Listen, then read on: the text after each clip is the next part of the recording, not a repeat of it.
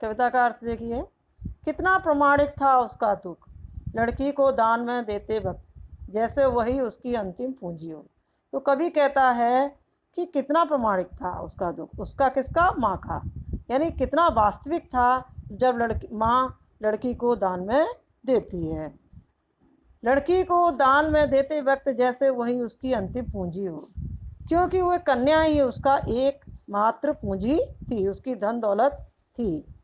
उससे ही वह अपने जो माँ थी दुख सुख की बात बांट लिया करती थी। लड़की अभी सियानी नहीं थी, अभी इतनी भोली और सरल थी।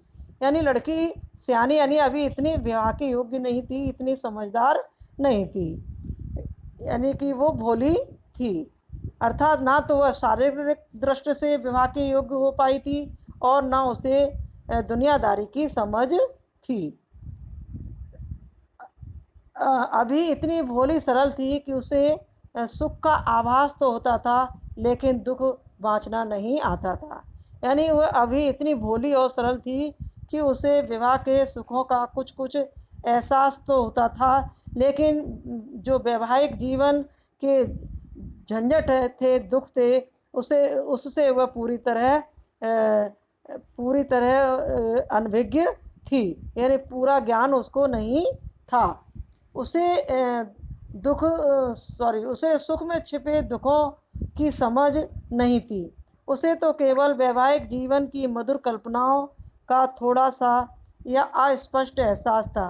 अर्थात उसके सामने सुखों का काल्पनिक स्वरूप था जिसके आधार पर वह सुख को जानने की कुछ कुछ कोशिश कर रही थी। पाठिका थी वह धुंधले प्रकाश की कुछ तुकों और कुछ लयबद्ध पंक्तियों की। पाठिका होता है पढ़ने वाली, यानी कि वो जैसे कविता की पंक्तियाँ होती हैं तो उनको वो विद्यार्थी पढ़ लेता है, उसी प्रकार वह कविता की पंक्तियों को पढ़ तो लेती थी लेकिन उनमें छिपा हुआ गूढ़ अर्थ को नहीं समझ पाती थी। तो पाठिका थी वो धुंधले प्रकाश की, यानी उसको कविता को पढ़ धुंधला प्रकाश, यानी वो उसको पढ़ तो लेती थी पर उसको जो आंतरिक ज्ञान कविता में छिपा हुआ आंतरिक ज्ञान था उसको नहीं जान पाती थी। कुछ तुकों और कुछ लयबद्ध पंक्तियों को, यानी कविता में जो तुक से और लय से बंधी हुई पंक्तियाँ होती है उनको वो पढ़ तो लिया करती थी मगर उनके अर्थ को नहीं समझ पाती थी। तो दूसरे अर्थ में देखिए कि वह कन्या लय एवं तुकों में बंधी जो काव्य यानी कविता की पंक्तियों को पढ़ना तो जानती थी, अर्थात जो वैवाहिक जीवन के मोहक पक्ष को लेकर वो कैसी थी, भ्रमित थी। इस कारण वह इसके आकर्षक पक्ष का ही चिंतन करती थी, यानी कि जो ऊपरी पक्ष है उसी पर ध्यान दे पाती थी और जो काल्पनिक सुखों में और वो खोई रहती थी। जो उसके अंदर छिपी हुई बातें हैं उनसे वो अनभिज्ञ थी।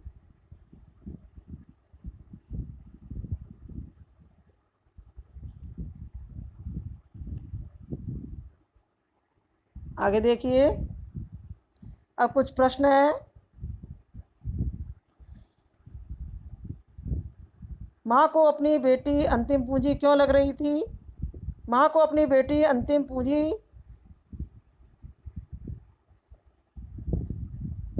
इसलिए लग रही थी क्योंकि कन्यादान के बाद वह अपनी ससुराल चली जाएगी। ऐसी स्थिति में वह अकेली रह जाएगी, फिर वह अपने दुख सुख किसके साथ बांटेगी। तो ये हुआ इसका उत्तर। कवि ने लड़की को धुंधले प्रकाश की पाठिका क्यों कहा है? वह जीवन में आने वाले दुखों की गहराई, उत्तर में देखिए, वह जीवन में आने वाले दुखों की गहराई को समझ नहीं पा रही थी। अभी उसके सामने सुखों का धुंधला प्रकाश था, अर्थात उसके सामने वैवाहिक जीवन के दुखों का धुंधला स्वरूप ही था और वह उसे जानने के कुछ कुछ कोशिश कर रही थी, इसलिए उसे धुंधले प्रकाश की पाठिका कहा गया है। धुंधले प्रकाश का प्रयोग किस अर्थ में हुआ है? धुंधले प्रकाश का प्रयोग सुख की अस्पष्ट कल्पना के अर्थ में हुआ है।